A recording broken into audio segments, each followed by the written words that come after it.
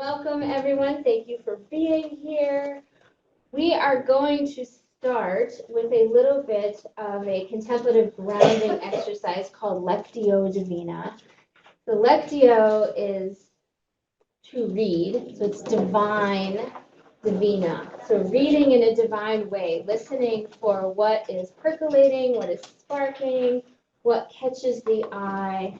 And it's a little different than when we are in a church setting where maybe we just hear the scripture and then we move right on to the next thing, where we kind of sit with it. And sometimes when people do this, we might even do it with like half of this amount of words even, because you want to give yourself time to see. And the more you have to look at, the harder it is to really pay attention. So on the side of the sheet that you could pick up at the podium that says Lectio Divina, you will see Matthew chapter 25, verses 34 to 40 in the easy to read version. So for those that are online, I'll read it twice, so at least you'll get to hear it once. But if you would like to have it in front of you, again, this is Matthew chapter 25, verses 34 through 40. And before we do that, we're even going to start with a centering, grounding movement even prior, because for all of us, we're coming in from our church services and conversations, and we're in a space, and oh my gosh, there was a paper on the podium, and where's the paper, and where do I put my easel, right? There's so much going on. So this gives us a moment to just arrive here in this moment now in order to be fully present. And so I'm going to offer up a very short sung phrase, and you're welcome to hum it once you've caught the tune, or just take it in yourself. But maybe let's all take a moment to close the eyes, to allow ourselves to become aware that the feet maybe are connected to the ground, that there is a stability from the chair that we are sitting on, to become aware of that support, to inhale and allow life to fill all the nooks and crannies of the body, and to exhale, allowing stresses and toxins to exit and fall away. And as you continue to breathe, I'll sing this little phrase. When I breathe in peace. When I breathe out love. And I'll do it a few times so you can join if you like. When I breathe in peace. When I breathe out love. When I breathe in peace. When I breathe out love. This is Matthew 25, verses 34 through 40. Then the king will say to the godly people on his right, "Come, my Father has great blessings for you. The kingdom he promised is now yours. It has been prepared for you since the world was made. It is yours because when I was hungry, you gave me food to eat. When I was thirsty, you gave me something to drink. When I had no place to stay, you welcomed me into your home. When I was without clothes, you gave me something to wear. When I was sick, you cared for me. When I was in prison, you came to visit me." Then the godly people will answer, Lord, when did we see you hungry and give you food? When did we see you thirsty and give you something to drink? When did we see you with no place to stay and welcome you into our home? When did we see you without clothes and give you something to wear? When did we see you sick or in prison and care for you? Then the king will answer, the truth is, anything you did for any of my people here, you also did for me. And so as we begin, take a moment to ask yourself, what word or phrase stands out to you?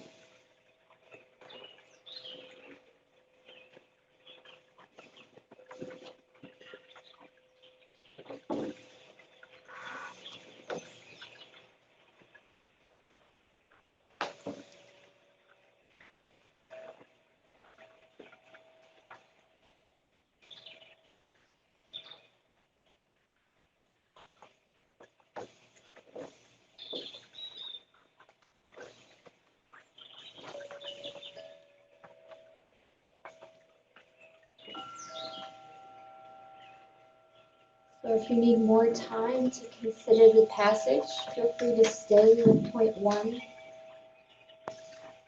You can also incorporate number 2. Why is this word or phrase standing out to you today?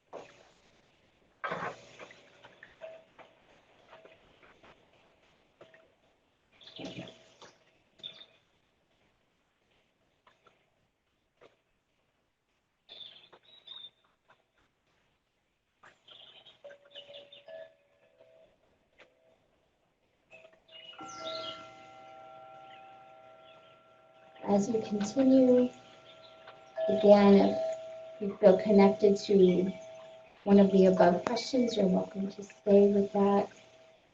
And also to incorporate the third question. What do I feel invited into as I connect with these words?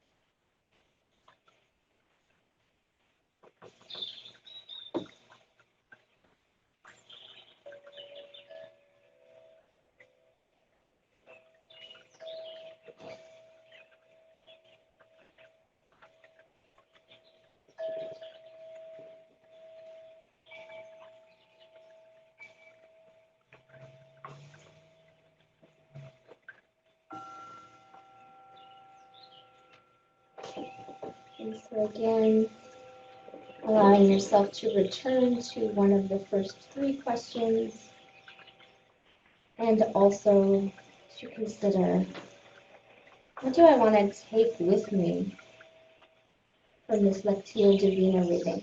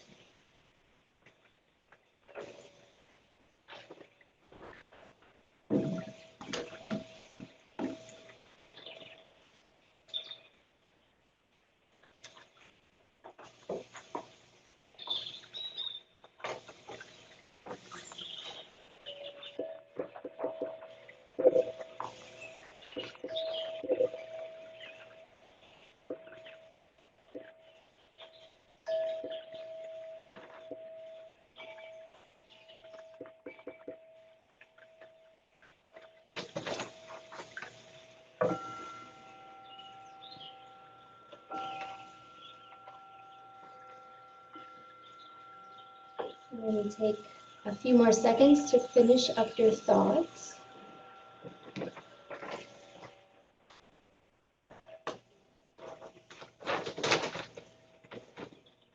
And so using this little exercise that we've just done together, we're going to take some time in small groups. And so we'll probably want to break out a little bit so that it doesn't become a jumble of noise. So if a few people have the ability to maybe take your small group into the sanctuary space or something like that, that might help. And online, I hope to be able to actually put you in a breakout room of your own. But let's take until 11:35 to be in our breakouts, and then we'll all come back together. Sound like a plan? So while you are in your groups, what did you notice in the passage? Feel free to use those questions on the sheet as a prompt, or jumping right ahead to, oh my gosh, this is what came up for me. This is what, So feel free to use those 4 questions in your breakout groups. So maybe find a few people next to you, maybe a group of 3 or 4 of you. I hope that's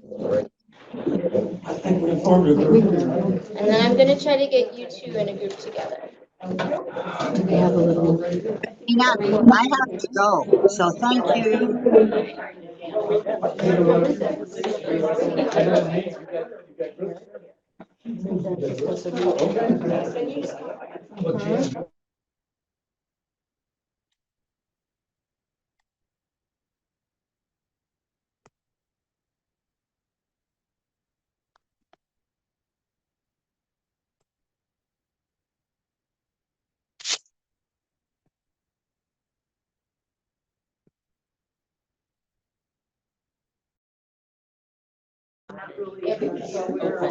Possibilities are that so busy. Yeah. So I went, I think the thing that the very first thing, I'm never a one person, but anyway, the first thing for me was you also did for me, right? That kind of, it's bigger than, what it seems like it is, You might think it's nothing, but it really wasn't. Yeah, right. Because you never know what's the basis.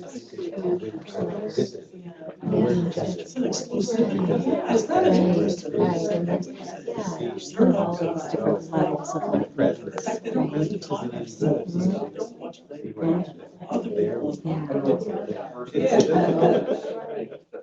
Do you want to share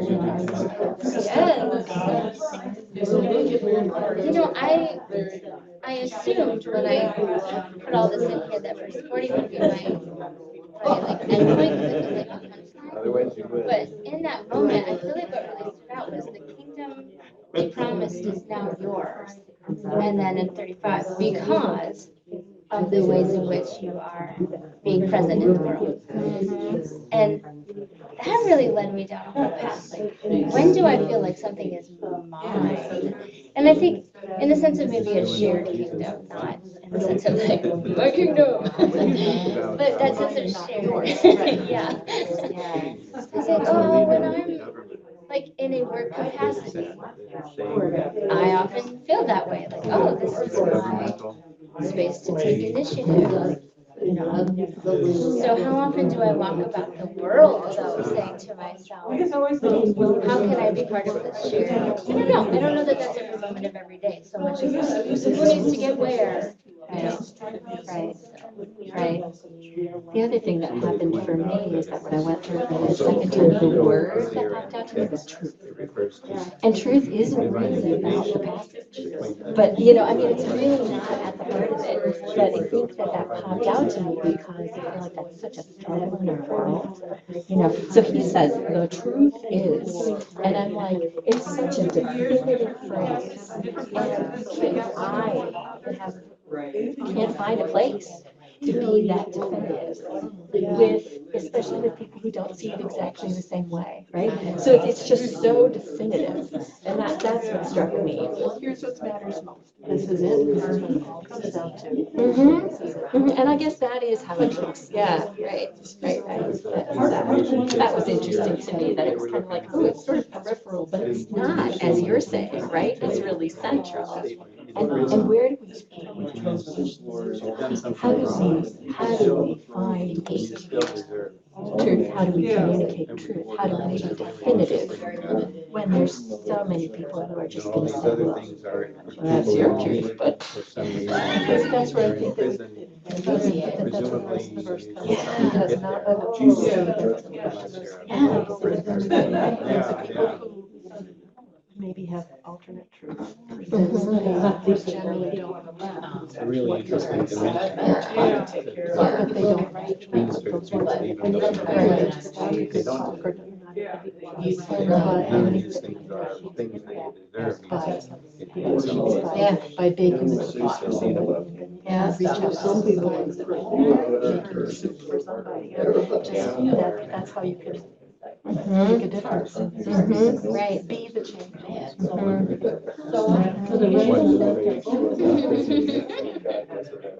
Criminal sentence, or was it a Did and doing. debtor's prison? It's good that you put that into words or just words. But even in separating, what I feel invited to is like-minded family. Just the fact that all these people in this room. Well, they can be alone. The notion of presence or perceiving going. There's a guy. I mean, I don't. Did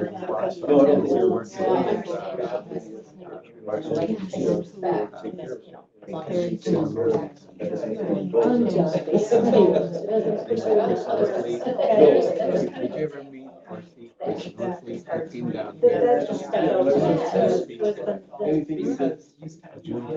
I'm also really struck by He talked about the great blessings for you aspect right from the beginning. Sometimes I think the concept of servanthood being able to respond to can people. not feel like a great blessing to me. It's human. I feel very sensitive for that, that it can feel like opposition. Get close to him. And so It's not. there's been a huge part of my life of like, how do I move into this space where this is meant to be all upside, right? It's not meant to be all downside. But if we get stuck in a have to scenario, that's a very different feel. And so how do I sit in that sense of community? Which brings me back to like when I feel like, oh, this is my job. Like I created this. I've almost always created the businesses that I work with. So it's not, there is no Close to downside. each other, but they didn't help. That ownership though really matters. I am a part of it. Right, and yeah, and how do you create that when you're part of a system, right? How do you create that sense of ownership, that sense of think about the blessings. It doesn't just mean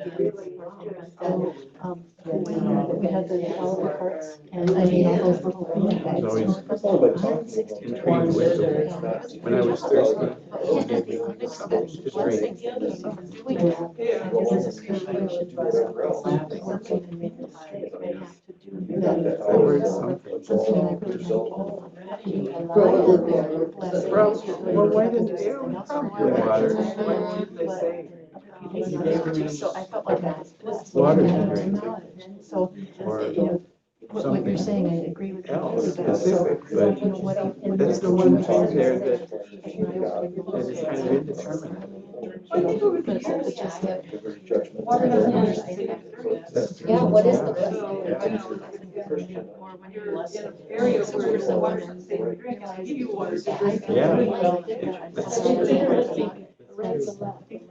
Yes. Something that's drinkable. Doing something wrong. Right.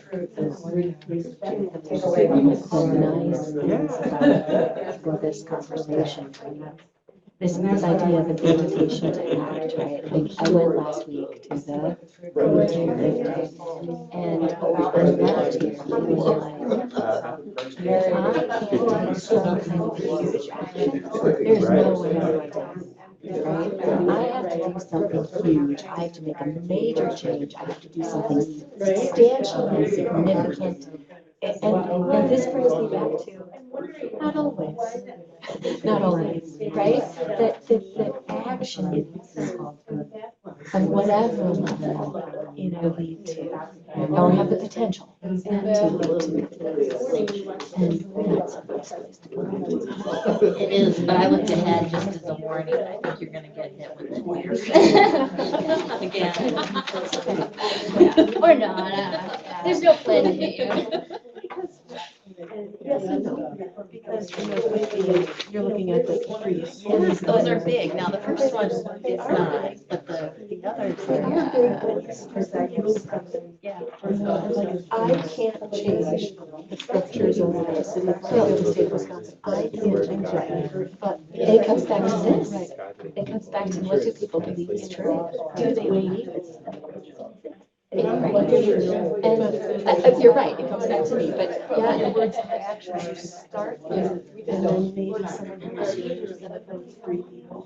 And then it's just because I'm not moving things. Yeah, I'm gonna make Phrase, changes. that expression is used for people. But doesn't mean we don't do it. That I agree Right, and with. I think that you would. It's not that people, it's often used as an expression for the people that I agree with. And spreading. There's a book walking across territory. And I took this past year. 2-minute warning. I know that's it, just, it's like mindset that you.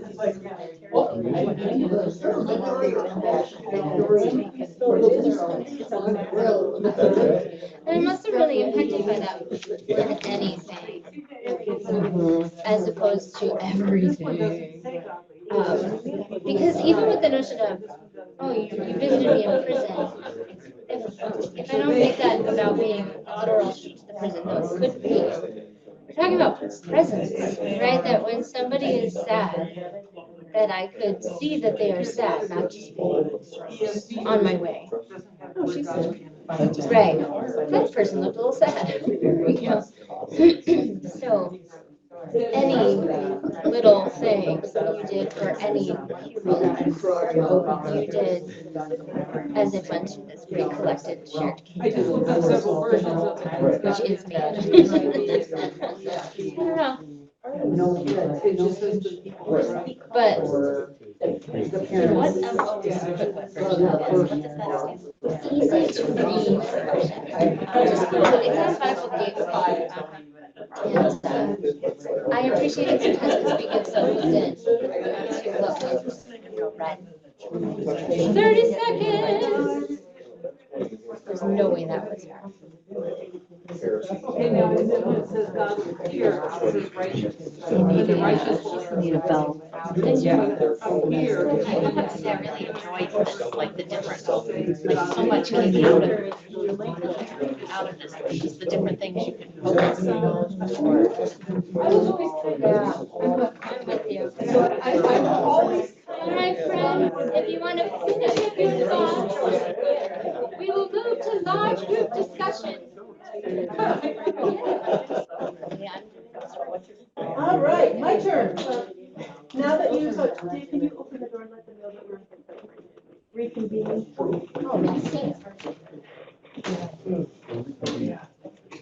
So now that you've had a chance to chat with those around you, let's see what you'd like to bring to the whole group as a whole. So would anyone like to volunteer? What word or phrase stands out to you?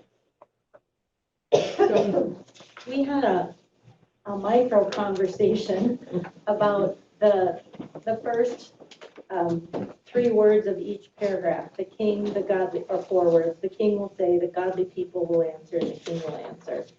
And we kind of talked about the macro things, that putting that in context, the macro, the Israelis versus the Palestinians versus the micro, the Samaritan and the Jew on the road to, this good Samaritan helping one person versus helping, these 2 great religions figure out what they can do. And I think I was the one who kind of brought out those words, and I think they are fitting me because it's in the news all the time. before I came to church this morning, there was a thing about the kids on the campuses protesting. You know, there's, the Jewish kids feel like they're in danger, and the Palestinians, or the people supporting the Palestinians feel like that they're being attacked, and, you know, both are true at the same time. But then a micro act of somebody walking down the street and not spitting on another person during those protests, which is, you know, what's happening, and then that causes a melee, and then there's a fight, and it gets, the welcoming doesn't happen. So you can't see it from that side, but can they see me on there? It's tiny, but I wrote macro, micro, because Yeah. you explained it so well, I can't get all of that on there, but that's anything. Anything else that jumped out at you that is noteworthy, something that stands out? Well, I was discussing with Jan, or are we just doing one team at a time? No, please go ahead. Oh. Anybody who has something And to share? that, for me, you know, in the first paragraph, it's you gave, you welcomed, you gave, you cared for, you came to visit, you know, and it's sort of like actions. And so it's like, oh, I can't just say, well, I worried about somebody or I prayed for somebody, you know, it's like, there's little actions, you know, I'd love to do something. And then, of course, the sum that the truth is that anything you did is important, it's something that was brought up. And to piggyback off that, the word that stuck out to me was care. Yes. Care and welcome. And comfort. I think we have a lot of people on the same page. So why? Why are these words or phrases standing out to us?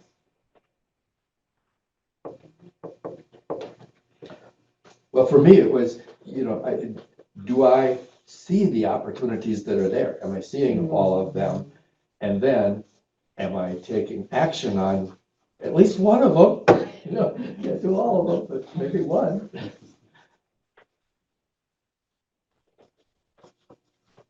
And some are harder to do.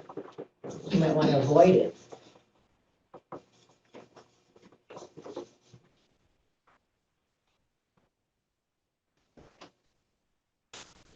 We had a little rebellion corner over here.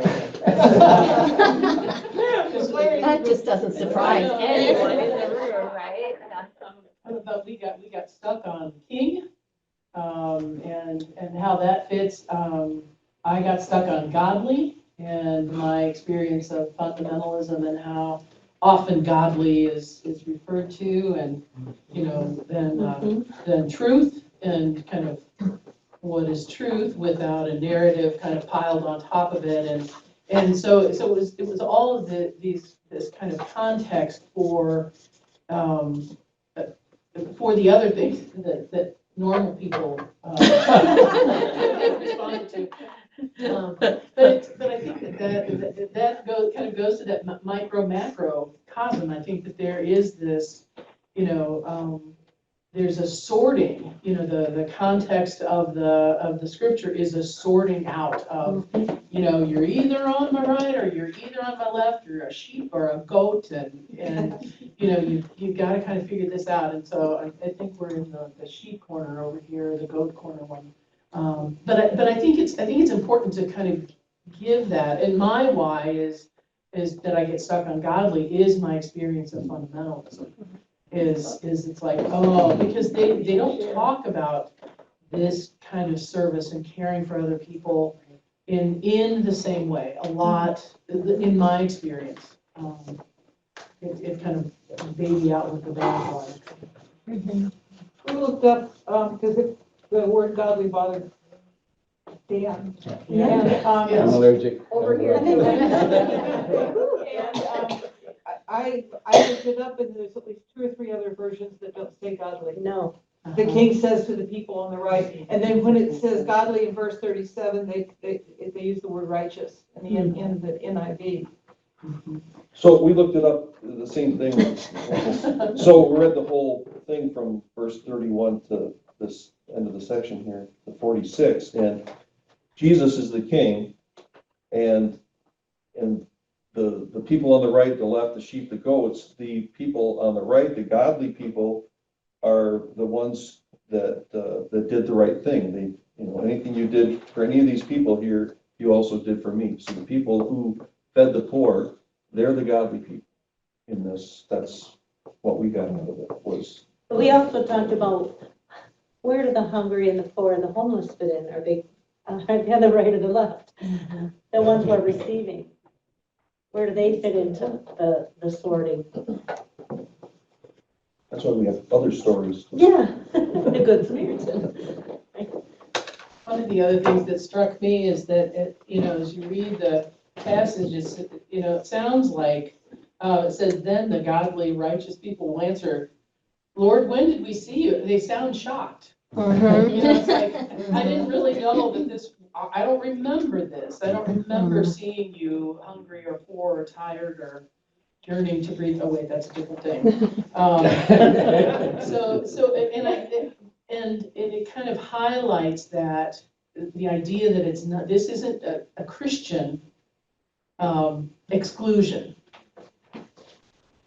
I think too, that part of that point is, it doesn't have to be a big thing. It's not like you go and work at a soup kitchen, there, I fed the hungry. No, instead it's could be baking cookies for somebody or taking soup to somebody. It could be just something that you do in the course of your day that fits the directive and it's not necessarily a big thing. Small kindness. Small kindnesses. Yeah, on the meals right now. Well, and you know what Patty just said, I mean, the phrase that popped out to me was, you also did for me. That idea that it's greater than the act itself, that it goes beyond, that there's another level at which it reaches something. And that it was something that you said, kind of popped there. That was what stood out. So what do we feel invited into as we connect with these words today? Back to Tracy's, you also did for me. I feel like that invites us to show what God and Jesus are asking us to do. We're doing it for Jesus. We're not doing it for ourselves. We're not doing it for the church. We're not doing it for any other reason. We're doing it to raise him up. And sometimes without knowing. So sometimes Yeah. that is not our, not the mindset, right? But that's it The goes end beyond. goal. Mhm. The end result. And I take it sort of more this cosmic view that, okay, I'm seeing somebody there and Jesus is in that person. Yeah. We are all connected. This is God. God is part of us. Mhm. And so, yeah. But you that's are why- God and you are God That's how and we you do are it. God. Exactly. Yeah. And sometimes it's hard to see that. Yeah. The outside doesn't exactly show that. Some Yeah. people, it Yeah. might look. Right. Well, go ahead. Small groups have heard me say this before, but a pastor at a previous church that we went to had an African saying, and I don't remember the source of it, but I love the face of Christ I see in you. And to me, that's really, I think what Mark is saying is that, when you look around, you're seeing the face of Christ, and hopefully you can be the face of Christ. And Yeah, see the holy in other people, in a sense, and that's what we honor. so what do we want to take away today? I'll tell you my takeaway, which is making me much happier than last week's forum. Last week's forum, I walked away thinking, nothing small matters. Nothing small matters. I have to make huge changes. My life has to change dramatically. I have to really consider these huge options to make the world a better place, right? Today I'm like, oh, maybe little things do matter. Oh, maybe any action step is still important. And so that's my takeaway. There's a Mr. Rogers story. I don't know why I've been thinking about this. But he, and it's in Tom Junod's article in the Esquire that the movie, the Tom Hanks movie is made of. And there's a shooting at one of the schools during the time that they were visiting. And the quote of the boy is, wait till the kids find out what I'm gonna do. I'm gonna do something really big. And Tom Juno records Mr. Rogers' statement saying, you know, it's really just a different way this guy thought. He said, what if he had said what if he was planning to do something small instead of something big?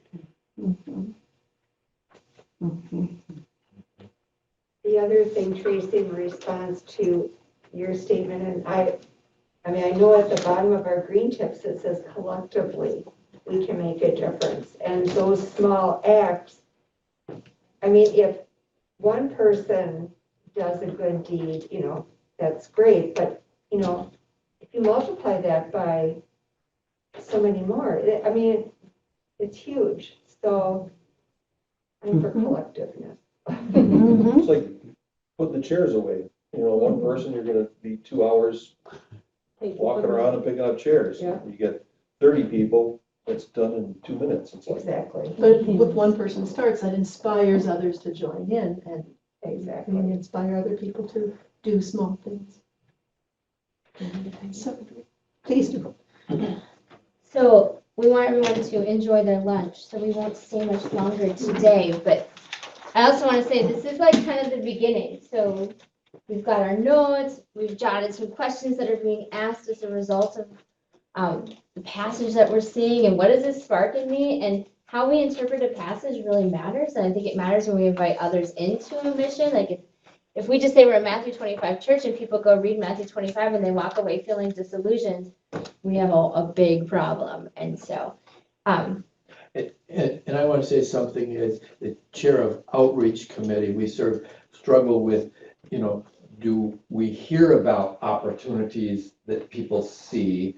And then what can we do to facilitate and make it easy and joyful for you to pick up on anything because of that thing of, if you're the only one lifting, you see the need to move the chairs and you're the only one who sees it, you're gonna burn out real fast.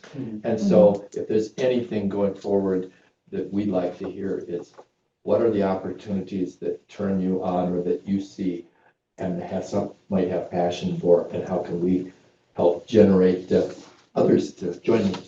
yeah.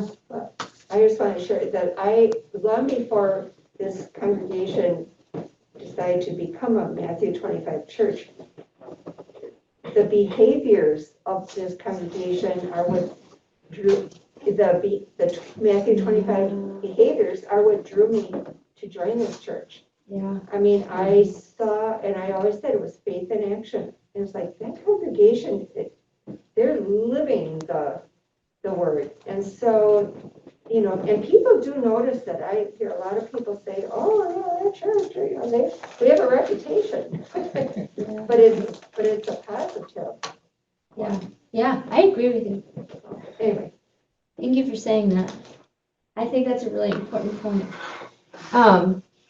Yeah, so you'll see that there are 3 possible ways times infinity of being a Matthew 25 church on that back where you see the agenda listed.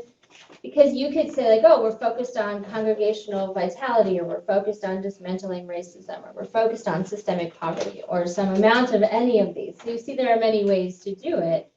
And so there are a few hopes that we have as a committee. One is that we can have some sort of a tagline that sums up what it means to be a Matthew 25 church very easily. So you remember my 10 words or less thing last week? That was where we were. Yeah, so today is really just a beginning. We can't make that decision quickly. We have to allow all of this to marinate. So hopefully, maybe we'll have a summer, because summer is very important. And then in the fall, keep talking about things like this. So one thing as well, the congregational vitality and dismantling structural racism and eradicating systemic poverty. We didn't just make those up. Those came from PCUSA, and those are that's the structure and the aim of the Matthew 25 church. So then we're going to close with something that came to me. A lot of you probably know that in my previous life I was a music teacher, so I really believe in the power of music to convey important messages and to bring things right into the heart. So sometime I'll tell you the story of how this was the second song that bubbled up, but I have a song that actually fits exactly what we are talking about. And Christina's going to sing it with me, and Mark is going to sing it with me, and Dave, do you want to sing it with me? But you do not have to sing with us. And we practiced 0. Yeah, this is 0 practice, so be very kind. So, and go. Turn our compassion into action, following Jesus' call.